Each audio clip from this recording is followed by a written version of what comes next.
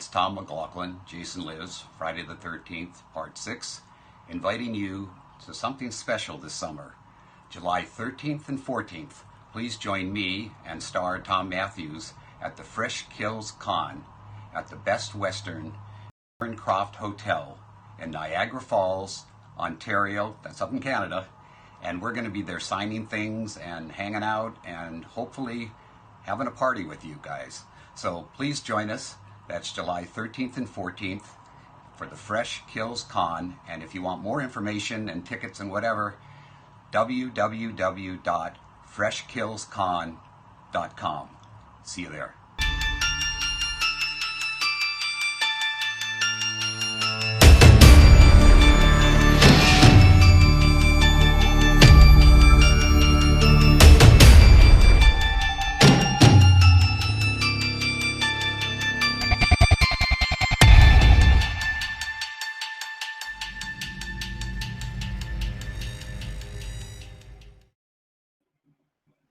Hey guys, welcome to Nights of Halloween. Holy cow, what a bloody week it's been for us here at the show. Oh my gosh, Rockin' Boxes presents. It's been crazy, guys. Let me tell you, this week's has just, like I said, it's been crazy. Oh, hey, I see. Tom McLoughlin is here with us, guys. Please, he's on the phone.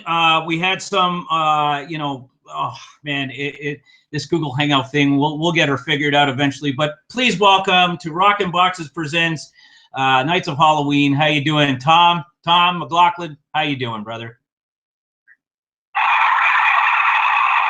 Wait for the crowd to calm down here. I'm fine.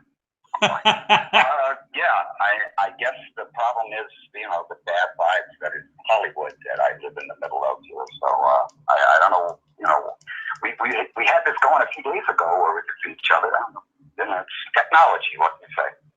Yeah, definitely technology at its best. Let me tell you, it's oh well. Hey, you know what? Eventually, whenever we meet you, we'll have a great sit down, and it'll be spectacular. And we should go on over to Google. We should send Jason over to Google and say, hey, what the hell's going on with you guys? What do you think?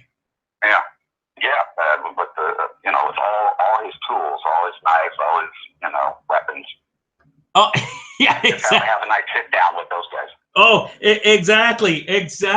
Oh, brother. Well, thank you very much for being on the show. And there's a lot of people out there that, they were excited to, say, oh my gosh, I can't believe that he's going to be on Rockin' Boxes Presents. And, we got wind going on in the background here. Smoke machine, all kinds of stuff, fog. So, you know what? Let's take it back a little bit to the rock and roll there, Tom. Let's talk about the Sloths, and let's go back to 1964? Halloween, holy cow! The band started to put. That was before I got involved with them. Together, the guys, believe it or not, Beverly Hills High, and formed this group that kind of started like as a surf group initially, and then kind of got into more rhythm and blues, and all of us were so influenced by the Stones and the Yardbirds and the Animals, and of course the Beatles were the ones who kicked it off. Rebellious British groups started to make the scene, and we realized, I don't know if it was planned by all of us, but it seemed like, these other groups were even more, upsetting to our parents than the Beatles were. And so we kind of went that direction. I got involved with these guys, and by this point, the group that kind of started to disband was now called the Maylines.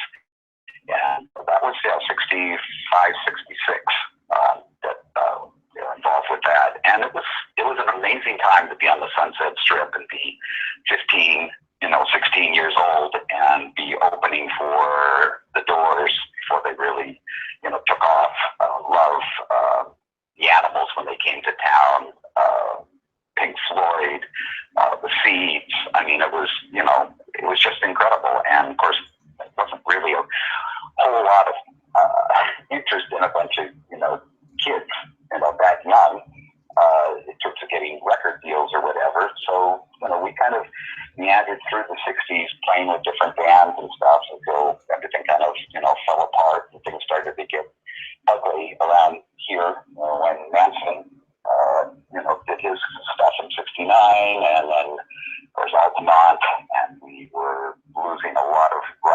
musicians in and around that time, Janis and Jimi Hendrix and Jim Morrison. And, I, for one, just said, I think I need to, like, cool it for a bit. And in the meantime, I'm going to see if I can be a much more interesting lead singer in the front man and try to do something that, Jagger and Roger Daltrey of The Who and, James Brown and all these other guys that I looked up to as great showmen, something more physical I could do. And somehow I gravitated towards the wonderful world of pantomime or mime.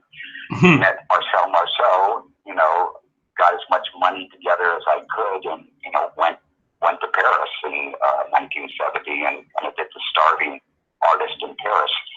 But there I, kind of learned a new craft, and it was something, as I said, I kind of intended to put into the rock and roll show, but I ended up, loving comedy, doing it, much more in a slapstick comedy way. So, I kind of left my rock and roll passion back there in 69, 70, and, pursued this, which led into eventually, writing and then directing and doing films. But then the bizarre thing is that the Sloths had recorded a song called Making Love that nobody would play because of the title. In those days, that was definitely something you couldn't put on AM. And we learned like 5 years ago that the song, if you had an original 45 of that song, it was selling on eBay for $6,650. And suddenly we were like sought out, who are these guys? Where, are they still alive? And, we want to interview them. And because it just, the song was kind of an underground cult classic in its own way, particularly in Europe. So, we got back together again, literally in the garage. I had not sung in 40-something years. Guitars hadn't played in that long. And, of course, we were pretty bad, trying to get, find our footing again. And we eventually got brave enough to go out and do a show. And much to our shock, we got an incredible response. And so over the last 5 years, we are like a new up-and-coming rock and roll band. Of course, everybody's in their 60s. What the hell? But Tom, you sound great. Sorry to interrupt. You sound great. 60 or not. Thank you. I appreciate it. I'm sorry. I have a wonderful vocal coach, Wendy McKenzie, who is somebody who, I knew when the band first was around. We were friends. She'd come to shows and stuff. Now, she's my vocal coach, really helping me make the transition, back into singing and being able to, do other things vocally, rather than just my screamy approach to rock and roll. So it's been great.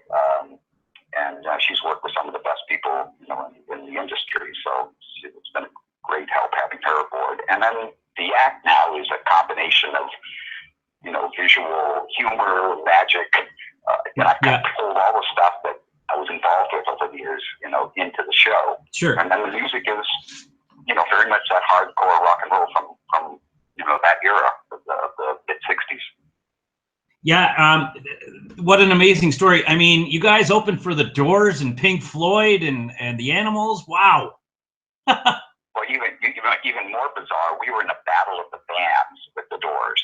They won, of course, but it was just weird to think, it's like, who are these guys? Geez, well, they're good, but it's like they hadn't even got to that point yet where they were just, the headliners. They were just part of a battle of the bands. But once they took off and that album came out, I mean, then it was like, it just went. And because they were original, and Jim was an amazing lyricist and, and a very, classic rock and roller in all the best ways.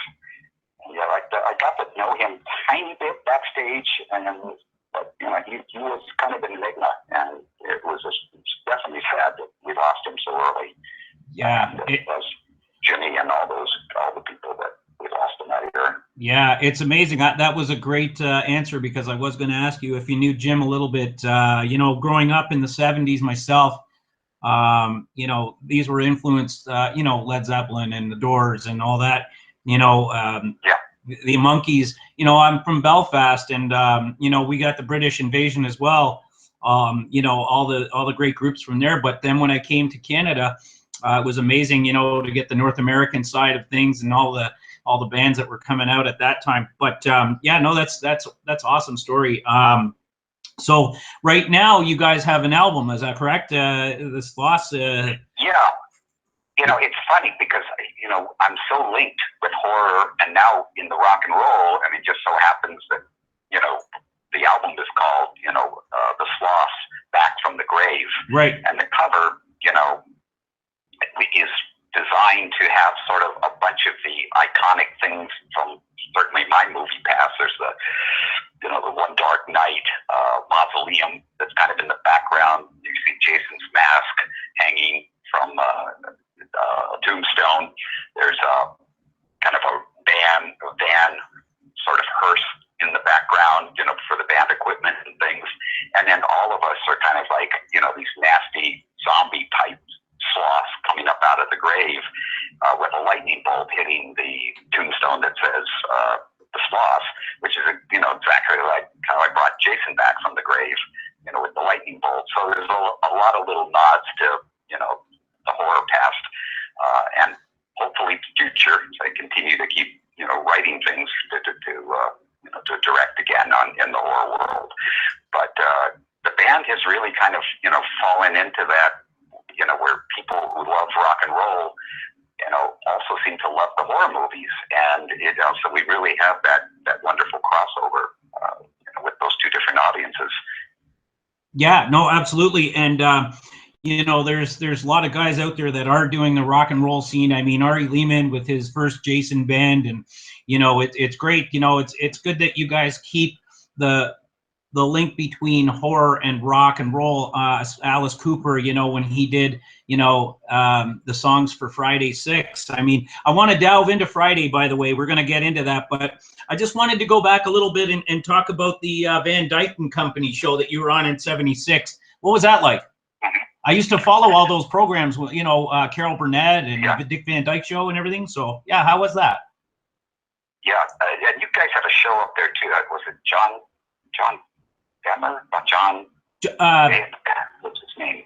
Yeah. Canadian comedian, had his own show. Oh. John Bremer? Yeah.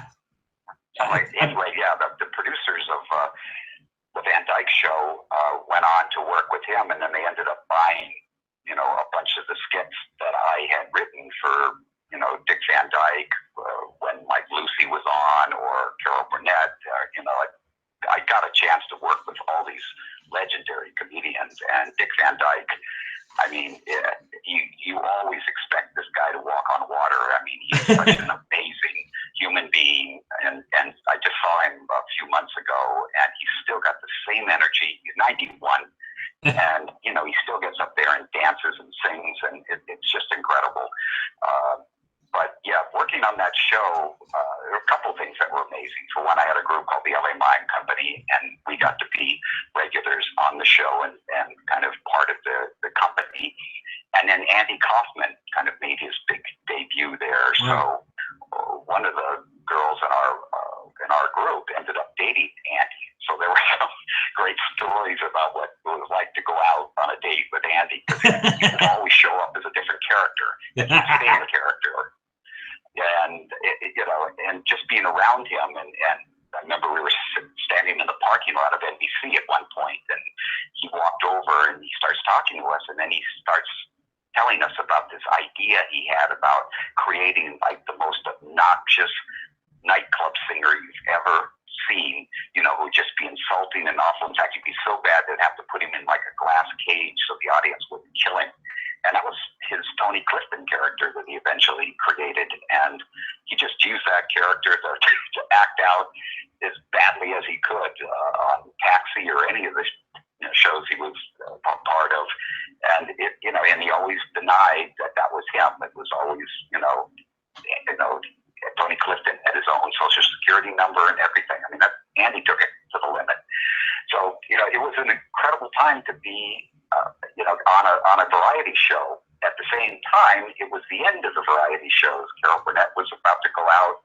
All the other, that sort of formula was going away. At the same time, Saturday Night Live, began.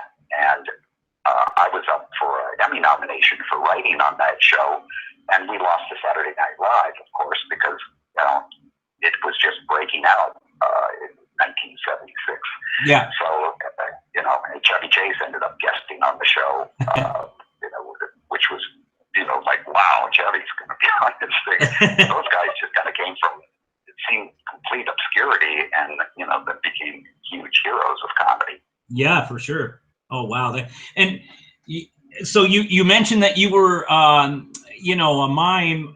So you guys were frequent on the show, and you worked with Marcel Marceau. For you being a musician and a mime and all these wonderful things that you were doing, I mean, did you have any, was it because you did something so that way in case something didn't pan out, you had something to fall back on? Was this one of the, a way of thinking for you, or? Well, no, if we go all the way back to the beginning, I was born in Santa Monica. Yeah. And then, I grew up in a small little house in Culver City, literally right next to the MGM studios. And in the 50s, the MGM studios still had all the big backlots. And my dad went to USC Film School. He wanted to be a filmmaker. And when he came out in 1949, no one would hire some kid out of a film school. Nobody believed that, there would be any reason to hire anybody that learned like in a schooled way, as opposed to, having a brother or uncle or somebody in the business that gets you in and you kind of learn on the job. So he kind of had his dream crushed, but it was sort of passed over to me. So when I was about 7, I started to, climb over the fence of MGM on the weekends, and me and my friends would start shooting movies on our little 8mm cameras. So that was sort of the first thing that I wanted to really do, in the future. I wanted to, make films. Yeah. At the same time, my dad was a vaudevillian, going into film school, a magician and a fire eater. So I picked up this sort of association with both magic and would do magic shows as a kid to make money to pay for the films. Yeah. So it was and then also he had these old, Charlie Chaplin films that he would project at 60mm prints, and I grew up watching Chaplin. So there was that, all these things kind of came together, the movies, the mime, the magic, and then once the Beatles hit, and Elvis, the Beatles, Rolling Stones, as I said earlier, then I dropped all that and was like, this is it, rock and roll. This is going to be, where my future's. And then as a result of that decision and growing my hair out, I got kicked out of 7 high schools. My parents wanted to disown me. It was tough. But at the same time, girls would scream. I mean, in those days, if you were a band that had, long hair and played in any of these clubs, you got treated like you were, rock and roll stars. So it was, it was just like a no-brainer. There's no way I'm going to cut my hair and have a problem with it in school. Too bad. And, then, as I said, the mime, interest kicked up again, which really, kind of was a throwback to the Chaplin thing. And then started to study Buster Keaton and a lot of the great silent movie stars.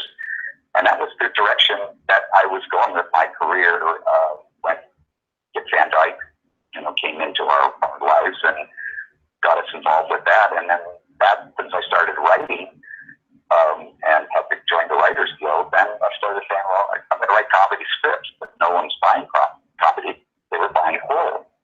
So I had an experience in Paris going down into the catacombs and walking around with a candle, as you used to do in those days. And I broke away from the group to see what it was like just to walk around with all these skulls and bones. And it was the first time I ever got a real supernatural fear, because there was really, there's nobody running after me with a knife or anything that's going to hurt me.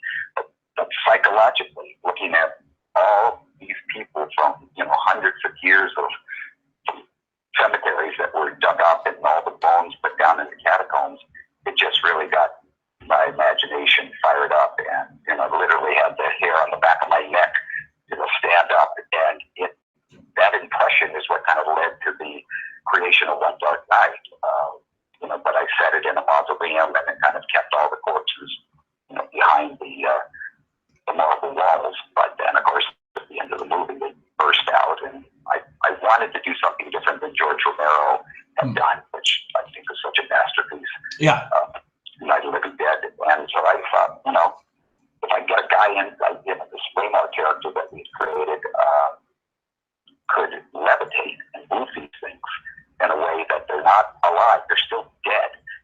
Like he's floating these things down the halls, to chase the girls and things. So it's kind of a fun house, approach to the whole thing. Right. It's amazing how the movie has, got quite a following. It's something that, wasn't big at the time. Yeah. But, over the years of, VHS and obviously, DVD, and now it just came out on Blu-ray, it's finding another audience. Oh yeah, absolutely. And that's what this platform is all about, getting you guys out here and promoting what you guys have. And I know we were diving a little bit into your past. We are going to go into the future, but quickly, I also, you are, you had all those amazing things, you're a mime, you're a writer, you're a musician and everything like that, but you also have a passion for the paranormal. And my question to you is, what is the draw? Do you love the investigations? Do you watch shows? Do you, do you do it yourself? Well, it's interesting. I remember when Spielberg did Close Encounters, and they said, well, do you believe, you've seen aliens, you believe in all that? And he goes, I haven't, but I really want to. And there's so many people I talk to with this. It just really fascinates me and things. And that was a very good and sane answer. I, on the other hand, have had a number of things that that most people would say, yes, there are ghost encounters, there are some sort of spiritual force. A couple times it was negative, other times it was not. It was, was something that just fascinated me, and I wanted to try to see if I could evoke it again. And it began a real study. My son and I used to go out on, ghost hunts. We would hear about a number of these places that were supposed to be haunted, and, we'd make a, road trip out of it, and, sleep in these places and try to see if we could somehow, that kind of thing. Of course, it never happened when you tried for it, but every so often, I would be in some place, in a place in New Orleans when I was shooting the movie down there, and there was a definite, thing that happened, and in the briefest form, literally at 4 o'clock every night, there would be this pounding sound. And at first I thought it was pounding on the front door. I'd go downstairs, no one there. And then it was pounding upstairs. And I'd go back upstairs again, and then I could hear, heavy footsteps like walking around. And I kept thinking, this is not happening. I'm dreaming this now. But the next morning, I went, I think that really happened. And then I went out on the porch and I realized, no, it's all cement. Now, I wouldn't have heard like heavy footsteps on that. But when I did a little more research, it's like, no, all that stuff was wood at one time. And this house that I was in, a ghost tour, was one of the things that was talked about, is where a lot of strange things had happened. Yeah. And I wasn't necessarily looking for it. It just sort of happened. And it was kind of a consistent thing that I could kind of count on, at 4 o'clock in the morning, there would be the sound, and if I tried to chase it, I'd never see anything. I just kind of accepted it. And there's been a number of little things like that that has occurred in my life. And if you go on YouTube, there's actually a thing where I actually tell one of these stories the very first time this happened. Mm-hmm. I had a girlfriend who had this ability to kind of draw some sort. And all these years that I've been involved with it, I stopped calling them that we don't quite know how to right. science, where, because Yeah. science, you've got to do something like 3 times and it always works. And positive and negative energy, you have to somehow get somebody who's got one side of that and another, somebody with the other side of that for this to happen. Or some people are just very sensitive to that, and they pick up stuff, and other people, it's like, I don't see nothing, I don't feel nothing, you're full of crap. You can't convince them otherwise. But my goal was, I did not want to, be in the third act of my life.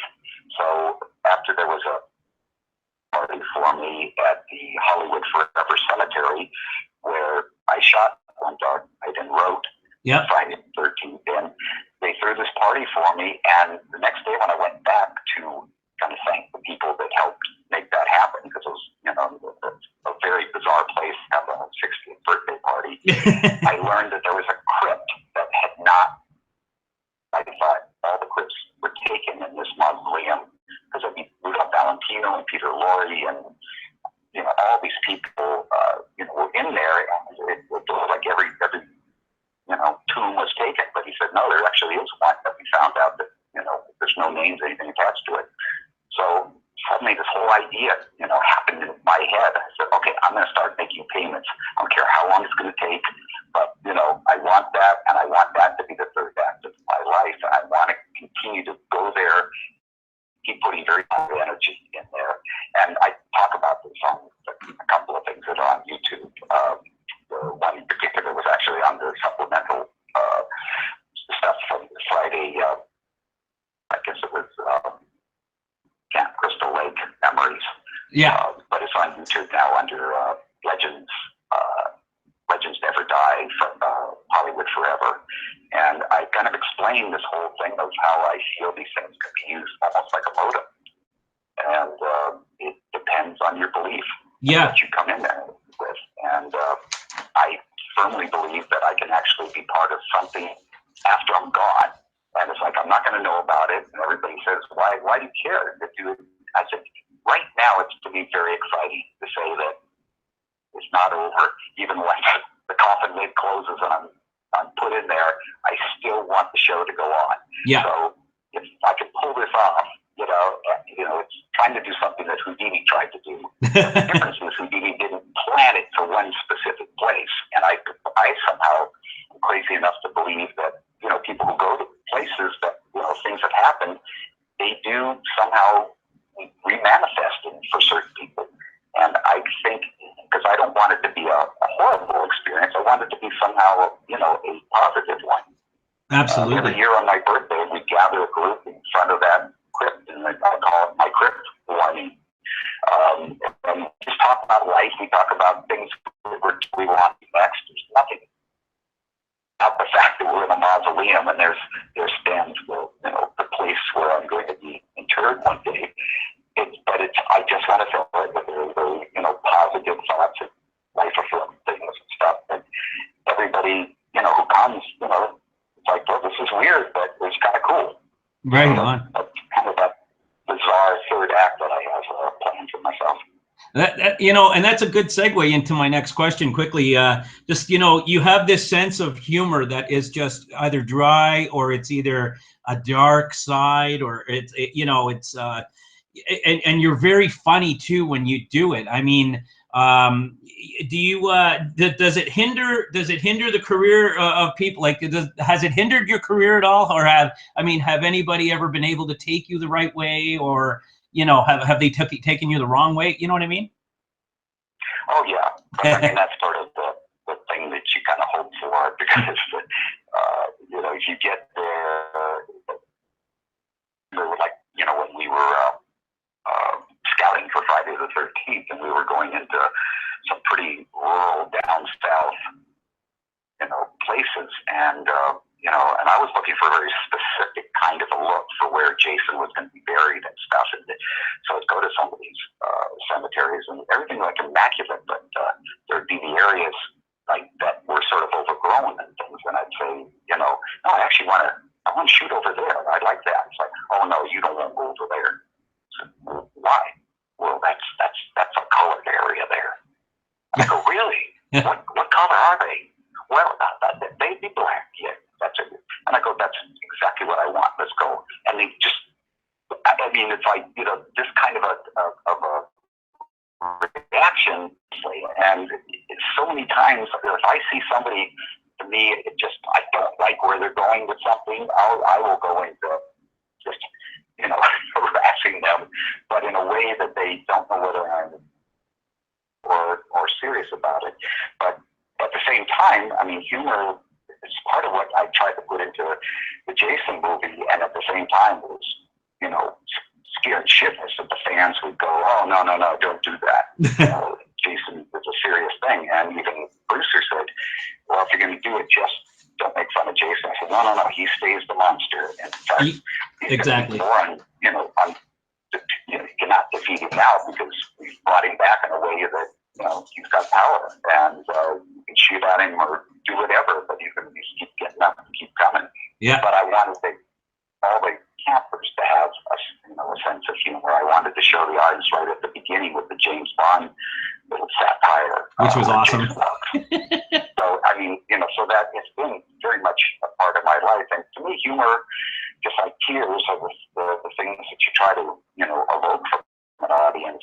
And you know, especially in the days of the 80s, I mean, I don't think audiences today realize how much the audience was, you know, a participant in the actual films. Those films had incredible reactions in terms of the people talking to the screen and things. So I put a lot of jokes in there so that people would actually give the punchline. You make it very obvious, like, you know, the American Express card. You know, there's always some guy in the back that said, "Oh, we love about it." Everybody would laugh, and he thought he was clever as hell, but that was exactly what I wanted to have happen. So there's been a number of times where it's like the humor kind of comes in as a way to, you know, get people to react. Yeah. Now people, you know, I went to go see it, which, you know, I thought had some great stuff in it. But the audience just sat there, you know, and I thought, God, if they've gone that passive, or they've seen so much now that nothing really, you know, gets to them. And, you know, I think one of the more horrific things I've seen recently is Mother, because that thing just was so hard to take. And it was like, you know, hated when you got like an F score from people. It's like, oh my God, I didn't want to do that. And I thought, well, push buttons. It certainly did all the right things, and I bet it'll, you know, end up being a midnight, you know, cult kind of movie over the years to come. And, you know, it's like you're trying to find something that shakes up an audience again is hard. So we just recycle, you know, I guess we've got, is Leatherface coming out this week? Or, no, it's Jigsaw. Jigsaw, yeah. So, yeah, I mean, you know, they're trying to get another Friday going, and they're having issues trying to get that off the ground, and Robert Englund isn't going to do Freddy, and so we need new monsters.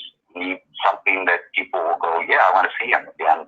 And, you know, Pennywise is the one that, you know, we have now. You know, it's the beginning of that, you know, kind of a new age of finding another Jason or Freddy or Pinhead or Michael Myers or whatever. So yeah. People love monsters.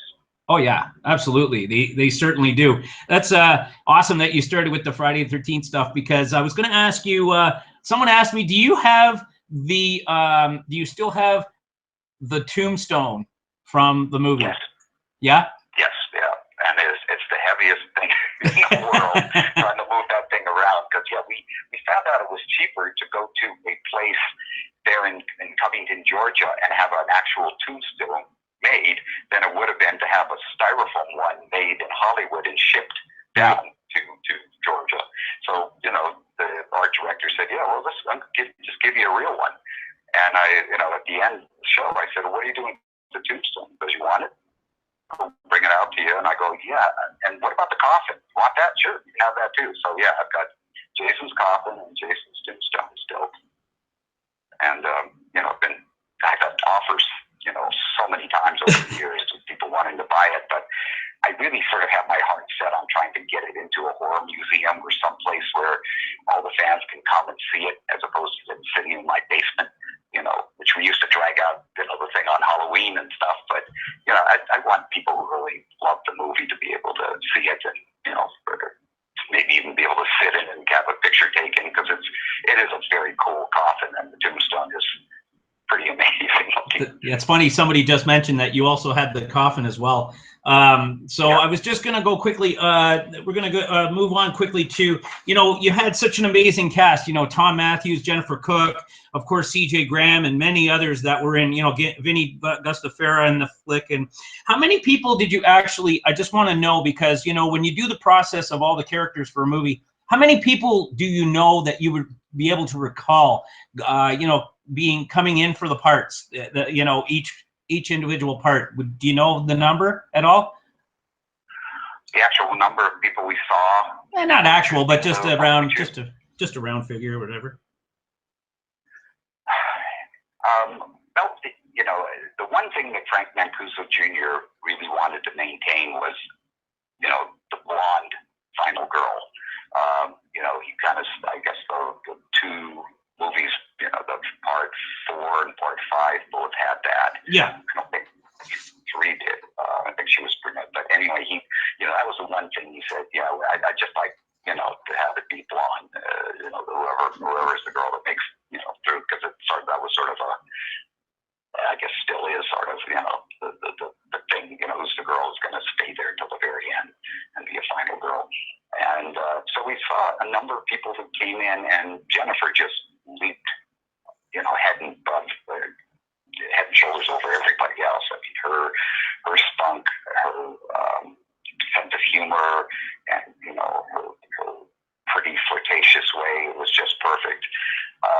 John Shepard, who had done the previous Friday, yeah, there was kind of a wavering whether that was going to happen or not happen, and then I guess John chose not to do it, and there's all kinds of stories, whether it was a religious decision or a money decision, or he just didn't want to do another one because it got such bad reviews, and so many of the fans just hated the fact that it wasn't Jason at the end.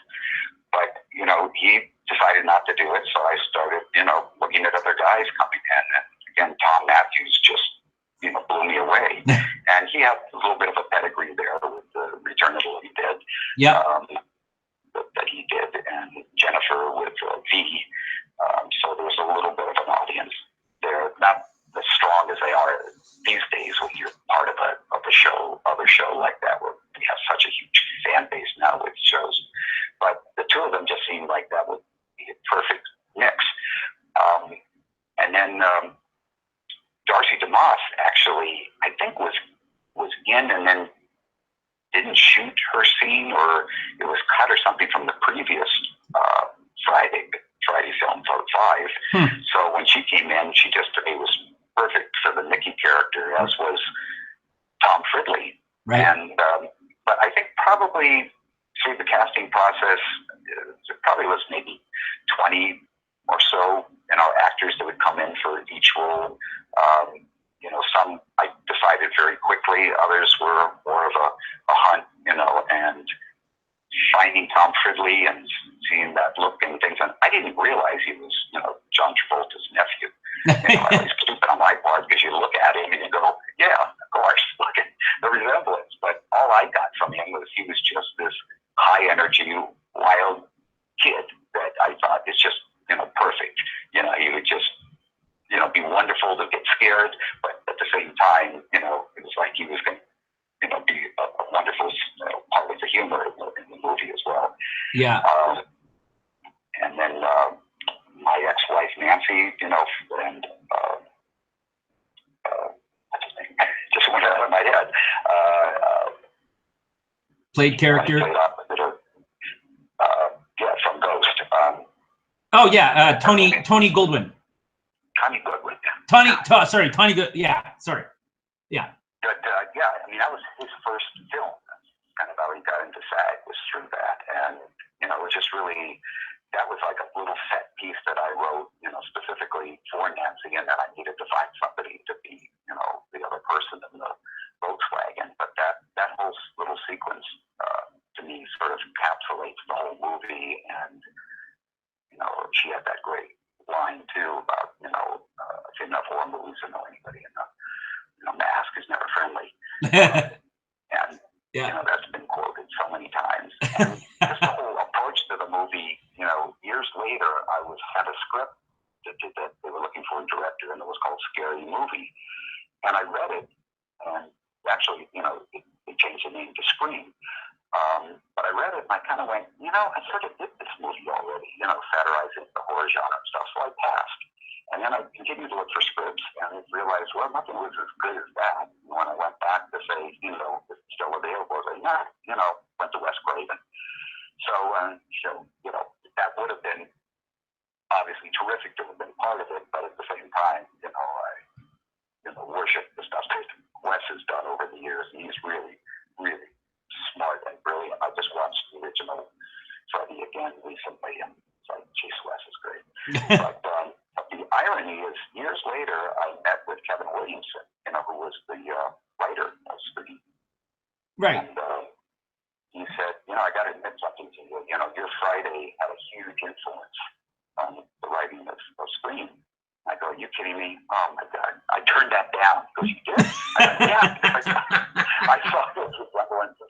And I thought, I can't go and, redo what I did in a different way. As good as your script was, because at that time, Kevin was nobody had heard of. Yeah. And since that time, he's, been incredibly, done television and movies and so many things, so prolific. But yeah, it just there's an irony in this business, that you turn down certain things, but later on you go, like CSI said, no, CBS is never do this kind of movie, right. or series. It's just too dark, and too they changed the whole format. And once Survivor and those kinds of shows started up, no longer was Tiffany Network where everything was,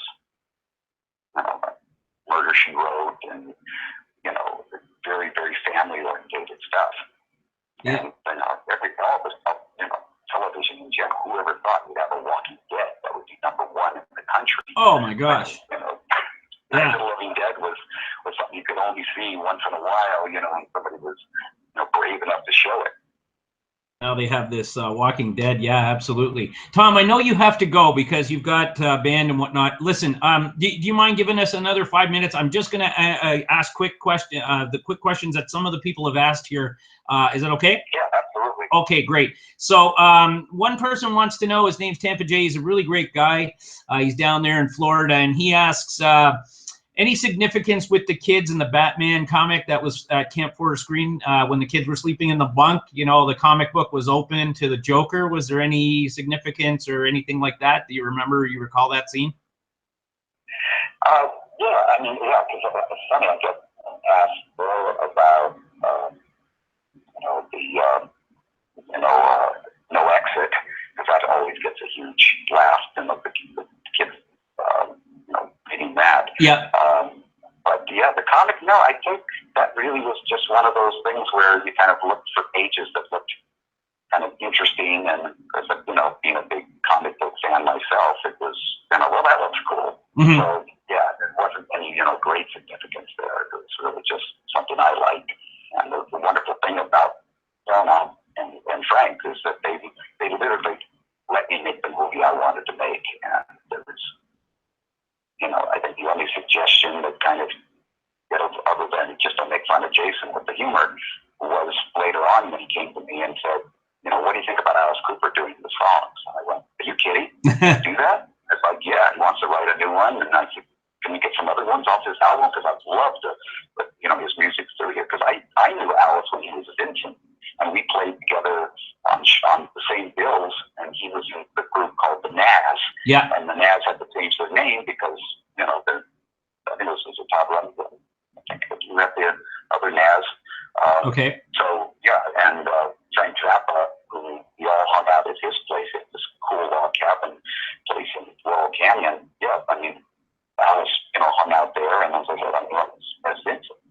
And, very cool guy. And once he took off into that, that horror and doing the kind of show that he did, I was so jealous. It's like, shit, that's what I wanted to do. Rock and roll. Because I was blowing stuff up on stage and, throwing myself into the audience and doing anything I could that just seemed outlandish and crazy. But, he was doing it in, grand style. And that was great. So to actually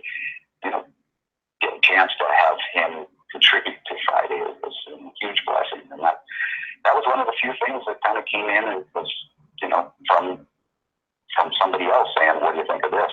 Yeah. But other than that, it really gave me a lot of freedom. That's so awesome. That's wicked. So there you go, Tampa Jay and everybody else, you guys. Just Aaron, he's from Tennessee. He asks, he says, Tom, you've done so many fantastic TV movies. What are some of the big differences in directing for the TV versions compared to studio pictures or versus studio pictures? Yeah. Well, you still have big bosses, you know, the networks, just like the studios, you know, they are trying to, well, with movies, obviously, it's like they want to make sure that it's low enough of a budget so they can pour a lot of money into advertising and distribution costs, and, you know, what kind of publicity can they gather, and all that ends up costing 3 or 4 times more than movies themselves. You know, I can't imagine what the budget was on it, because, I mean, we saw that everywhere, every place for almost a year before it came out. Yeah. But so there is that thing that the network then also has to protect with censorship and things that they couldn't, you know, there's a lot of lines you can't cross. There's a lot of things that, you know, certain types of things that were still taboo. I managed to do a lot of really sort of what would be considered pretty distasteful subjects on Lifetime, of all places, and also USA, doing the DC Sniper 6 months after those guys were caught. Right. Murder in Greenwich, which was the whole, you know, Kennedy cousin scandal, the murder of, you know, of Oxley. And at Lifetime, I mean, we were doing stories around oral sex, cyber, you know, bullying, internet, getting addicted to internet porn. I mean, some pretty, you know, things that networks certainly wouldn't do. Yeah. But even that, you know, we had to kind of water it down so that, you know, it wasn't going to be that, you know, turn the audience off that much. But, you know, I always sort of embraced that idea of, like, okay, well, here's a subject that I would have never kind of on my own would seek out as something I wanted to do. But if I took the job on, it's like, okay, I got to find some way that I can feel like I can contribute something to this and make it maybe a little bit different. And a lot of movie techniques that things I did in the films, I tried to bring, you know, into TV movies so that they wouldn't be just that kind of, you know, cookie, exact same thing, the same kind of wide shot and over the shoulder shots and close-ups and things. I really, you know, there's so many times I'd stop and think, okay, you know, how would a horror director do this, or how would Martin Scorsese do this, or how would Spielberg do this, you know, and but you know, you're always stealing from the greats. And in fact, now that I'm teaching, there's a wonderful book that I discovered last year called Steal Like an Artist, and it really has all these amazing, it is okay if something that is, you know, the influences in you are crazy for that, because all the great, you know, poets, all the great composers, all the great painters, all the great, you know, sculptors, all these guys will always say, you know, they were students of somebody else. They studied these other people, and then they made it their own. And the same thing, you know, in films, you know, the people that were influenced, I mean, Brian De Palma's work is, we all, at the time, were going, he's just ripping off Hitchcock. Didn't matter to most of the audience, you know, Carrie and Obsession, and all those things that he did were fresh and new and exciting, but, you know, he was definitely, and he'd admit it. I basically tell this to the young film students. It's like, don't be afraid to say, yeah, I got that from Scorsese, or yeah, you know, that's such a Spielberg shot. Yeah, isn't it cool?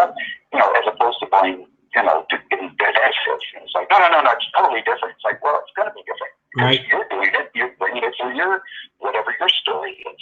Right. So I always find myself going, you know, how would somebody who really knows the craft approach this, as opposed to how quickly can we shoot this to, you know, stay on schedule and, you know, keep the budget, which is what unfortunately a lot of TV movies do, and even a lot of low budget stuff, you know, it's not a whole lot of invention or inspiration. Right, absolutely. Just quickly, okay, so everybody's done with their questions. I'm going to say something. I need to shout out a few people. You were at the screening of Friday the 13th, Part 3, the documentary of Richard Brooker. And so Kevin R. Phipps, Sean Richards, Joey Quintanilla, he's, oh my God, that guy is I love that guy. He's so amazing. And right, all those guys, yeah. Joe is, Joe is really wonderful. Oh yeah, absolutely. And he's already, I'm allowed to go out there anytime. He invited me to the red carpet. I would have met you there and everything, but anyway, that's a story for another day. So I just had to say, how quickly, if you could just quickly give us a synopsis. How was it? How was the movie? It was the documentary. Was it good? It is, yeah. And yeah, people should see it. You definitely should check it out. These guys really put a lot of work into it. And I remember hearing about it, a few years ago, and it's taken them a long time to, get it. And I really respect somebody that has an idea and said, I don't care how long it's going to take, I'm going to do it. And these guys did it. And it's incredible. And it's hard with the Crystal Lake, memories and some of the other things that Dan Fernand and sure. Go ahead. Sorry. You there? No, yeah. No, I'm still here.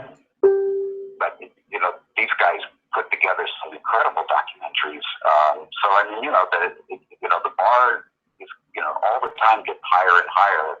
To how do you take all this footage and things and interviews and try to do something that can entertain an audience, and at the same time for fans, it's like, oh yeah, I love that.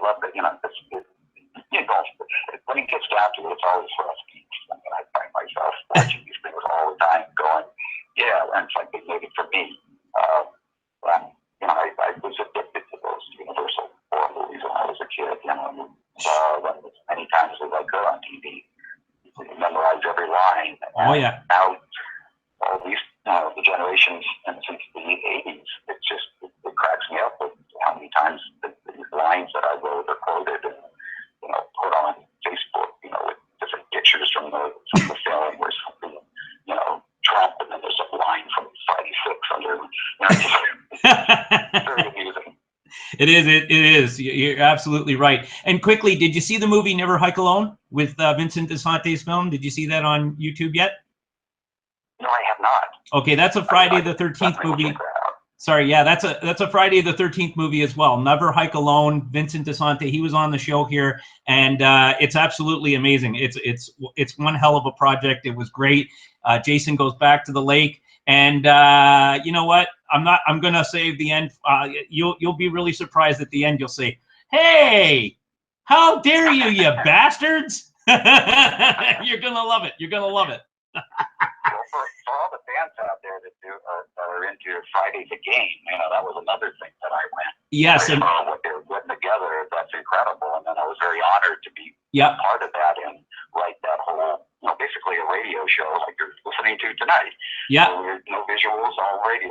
But the whole, Pamela Voorhees passed and Jason's father, and I wanted to put some twists in there. So, if you think you know who Jason's father is, and things, I wanted to kind of throw a curve in there because it's actually something a little different, and it also kind of sets up what I was wanting to set up, but wasn't able to do in my Friday 6 with the having Jason's father. But I certainly understood why they did not want to go that way, because fans wanted Jason back, and they would not have been happy about the idea that is the series not going to be about his dad and not him. So I think it was a wise choice not to have shot that and had it in film. Geez, you were reading my mind. I'm so glad you finished off the interview with that, because that was my last question. And so everybody out there, thank you very much for watching Rockin' Boxes Presents this evening on Nights of Halloween. One other person I want to thank, a huge shout out to Jerry Potter for his tireless efforts. He's amazing. He's the one that puts all this together, guys. He's fantastic. And, with me contacting everybody, I want to thank you. And I want to thank you, Tom, for spending this time. I know you have to go. And guys out there, you guys, like I say at the end of my videos, be good to one another. Any words for anybody out there, Tom? Just Jerry, I got to say, that thing everything he put together for me for this tonight, I was just blown away by. You know, it was so inventive and so clever. My little contribution was nothing compared to what he put together. And I even told him, I said, cut down on. You don't need to see me on the toilet. Just keep doing what you're doing there. Cut that down. But he found it funny, so he left all that in. But it's like I was really taken back by how much style he put into these things that he does for you guys. Oh yeah, no, he does some fantastic work. So I'm going to say goodbye to everybody. Hey guys, don't forget tomorrow night we're going to have Jimmy Lee Combs here on the show, guys. And once again, thank you to Tom. And we wish you well. Hey, quickly, where can we find you if you want to get? There's a new album. Where can we find you quickly? Well, I'd love people to go on www.thesloths.org, and that's sloths like the cute little fuzzy creatures, SLOTHS. Also Facebook under Tommy McLoughlin. Definitely can catch up with stuff on that. And then just check out YouTube. There's a lot of very cool things that have kind of come up over the years that ended up on YouTube that I was a part of. Just for fun, you'll see there's, as you always pointed it out, a really kind of strange, multi-personality career. So, but and then finally the book that Joe Madry did with me. He came up with questions and insight that no one had before, and so the book has a lot of very cool things, and the original treatment of what I based Friday the 15th on is in the back of that book, which I thought was brilliant on Joe's part to put that in there. No, that's awesome. Thank you so much again, Tom. Guys, good night. We'll see you tomorrow here at 9:30 p.m. Eastern, 6:30 Pacific. And Jimmy Lee Combs, guys, everybody have a great night. And we'll see you on Sean Rockin' Boxes tomorrow at 12 o'clock rocks. And we'll thank Tom again for being on tomorrow as well. Have a great night, everybody. Thank you so much. Thank you, Tom. Thank you.